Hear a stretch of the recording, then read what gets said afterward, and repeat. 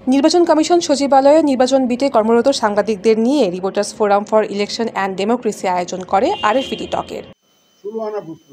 এ সময় প্রধান নির্বাচন কমিশনার এএমএম নাসির উদ্দিন কথা বলেন আওয়ামী লীগের নির্বাচনে অংশগ্রহণ ইস্যুতে।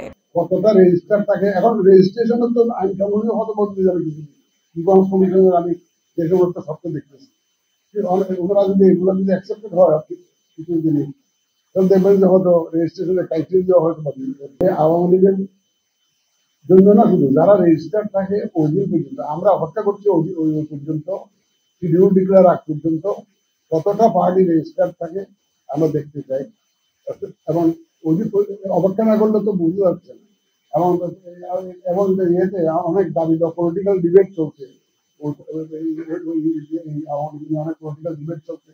We are also waiting to see how the political debate is going to resolve.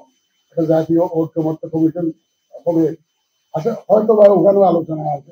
সুতরাং এই ডিসিশনটা ইসি নেবে না, ডিসিশনটা ইসি নেবে না। সুতরাং এটা রাজনৈতিকভাবে হয়তো ওনারা সিদ্ধান্ত নেবে না। দেখা স্পিক কি হয় কি দাঁড়ায়। জাতীয় সংসদ নির্বাচনের আগে স্থানীয় সরকার নির্বাচন আয়োজন করলে কমিশন প্রশ্নবিদ্ধ হবে বলেও জানান তিনি। স্থানীয় সরকার নির্বাচন করতে আমরা দেখছি গড়ে প্রায় এক বছর সময় লাগে।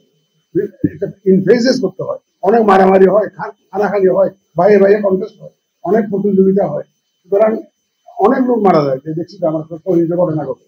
সুতরাং এখানে আমাদের ক্যাপাবিলিটি, ল এনফোর্সমেন্ট এজেন্সির ক্যাপাবিলিটির ব্যাপার আছে।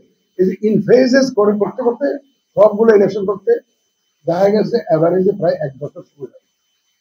আপনি কি মনে করেন যে পলিটিক্যাল পার্টি উইল এগ্রি যে আপনি এক বছর পরে ইলেকশন করে আগে যেটা আগে কি এয়ারটেকার গভর্নমেন্ট যারা ছিল তারা কি ন্যাশনাল ইলেকশন করেছে নাকি লোকাল গভর্নমেন্ট?